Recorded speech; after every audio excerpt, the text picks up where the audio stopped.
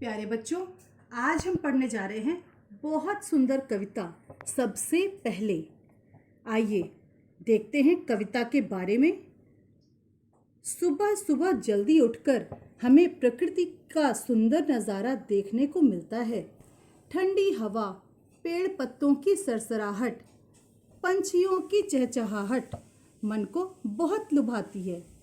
एक बालक ने सुबह उठकर क्या क्या देखा, कविता के माध्यम से जानिए। आज उठा मैं सबसे पहले आज सुनूंगा, हवा सवेरे की चलने पर हिल पत्तों का करना हर हर। देखूंगा पूरब में फैले बादल पीले लाल सुनहले। आज उठा मैं सबसे पहले आज सुनूंगा, चिड़िया का डैने फड़काकर चहक चहक कर उड़ना फरफर।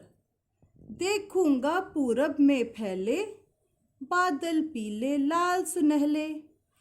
आज उठा मैं सबसे पहले। अगला है, सबसे पहले आज चुनूंगा पौधों पौधों की डाली पर फूल खिले जो सुंदर सुंदर। देखूंगा पूरब में फैले बादल पीले लाल सुनहरे। आज उठा मैं सबसे पहले।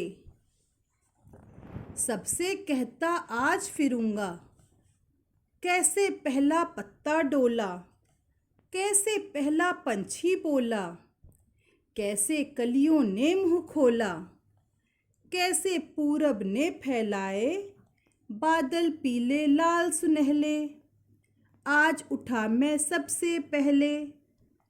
यह कविता लिखी है श्री हरिवंश राय बच्चन जी ने। बच्चों, तो कविता से हमने जाना, क्या जाना? सुबह की ताजगी, ठंडी हवाएं, चिड़ियों का मधुर संगीत, सूरज की लाल लाल किरणें तथा प्रकृति की सुंदरता का आनंद सवेरे सवेरे ही लिया जा सकता है। आइए शब्दार्थ देखें। सवेरा, सवेरा का अर्थ होता है सुबह। डैने, डैने मतलब पंख। कलियां, फूलों का आधा खिला हुआ रूप। फड़कना मतलब हिलना। अब यहाँ पर बच्चों श्रुतलेख, श्रुतलेख मतलब सुनकर लिखना, जिसको आप इंग्लिश में डिक्टेशन कहते हैं। तो कुछ शब्द मैं बोल रही हूँ, आप भी मेरे साथ दोहराइए।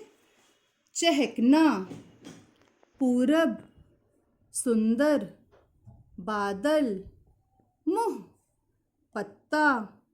अच्छा, कुछ शब्द मैंने भी लिखे हैं जो बच्चों की बार बार गलतियाँ हो जाती हैं जिन शब्दों में, उन शब्दों को तो देखिए। सुनूंगा, देखूंगा, सुनहले, फड़काकर, चुनूंगा, पौधों, सुंदर, फिरूंगा। तो बच्चों, आपने अभी श्रुतलेख वाले शब्द सुने। आगे देखते हैं, यहाँ लिखा है शब्दकोश की बात। शब्दकोश, जिसको आप इंग्लिश में डिक्शनरी कहते हैं। देखिए यहाँ पर दो शब्द लिखे हुए हैं दो अलग अलग तरीके से। एक है प्रचलित शब्द जो ज़्यादातर प्रयोग में लाया जाता है, ठीक है। अगला है शुद्ध रूप, गर्मी। बच्चों, ये जो गर्मी लिखा हुआ है, जब मैं पढ़ती थी, जब मैं आपकी उम्र में कक्षा में पढ़ती थी, कक्षा 4, 5, तो हमारे समय पे भी इस प्रकार से गर्मी लिखा जाता था। लेकिन आजकल इस प्रकार से र को पूरे रूप के साथ लिखा जाता है। पहले आधा रा बनाया जाता था रेफ के रूप में, और अब पूरा रा बनाया जाता है गर्मी। तो कहने का अर्थ यह है बच्चों कि अभी के समय में शुद्ध रूप इसे माना जाता है। हालांकि अगर आप ये भी लिख देंगे तो गलत इसे भी नहीं कहा जाएगा, लेकिन ये प्रचलित रूप है और पहले का रूप है, ठीक है। तो आप इन दोनों शब्दों को समझ लें। अगला है यहाँ पर कविता से समझा। तो क्या समझा बच्चों ने कविता से? आइए बहुविकल्पीय प्रश्नों के माध्यम से जानें। अच्छा, बहुविकल्पीय प्रश्नों को हम इंग्लिश में कहते हैं मल्टीपल चॉइस क्वेश्चंस, जिसमें कि आपको ऑप्शन भी दिए जाते हैं, मतलब कि विकल्प दिए जाते हैं। तो पहला प्रश्न है, कविता में किस दृश्य को देखने की बात हो रही है? रात का दृश्य, दोपहर का दृश्य या फिर सवेरे का दृश्य? तो सही उत्तर है सवेरे का दृश्य। तो इसमें गोला भरेंगे हम। कविता में बादल किस ओर फैले हैं? पूरब की ओर, पश्चिम की ओर, दक्षिण की ओर? तो सही उत्तर है पूरब की ओर।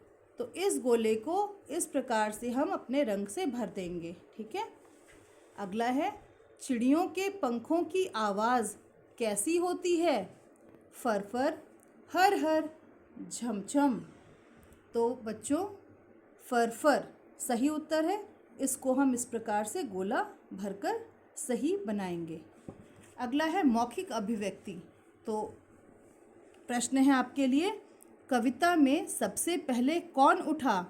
तो सबसे पहले बालक उठा और वो बहुत खुश था कि उसने सारी चीज़ें पहली बार देखी, उसे बहुत अच्छा लगा। तो बच्चों आप इस कविता को देख लीजिए, आप चाहें तो इसका स्क्रीनशॉट ले सकते हैं और आप भी इसे याद कीजिए और अपनी कक्षा में सभी को सुनाइए। सबसे पहले देख लीजिए, इस प्रकार से आप भी स्क्रीनशॉट ले सकते हैं और आप इसे याद कीजिए। बहुत अच्छी कविता है। तो बच्चों आज के लिए बस इतना ही। धन्यवाद।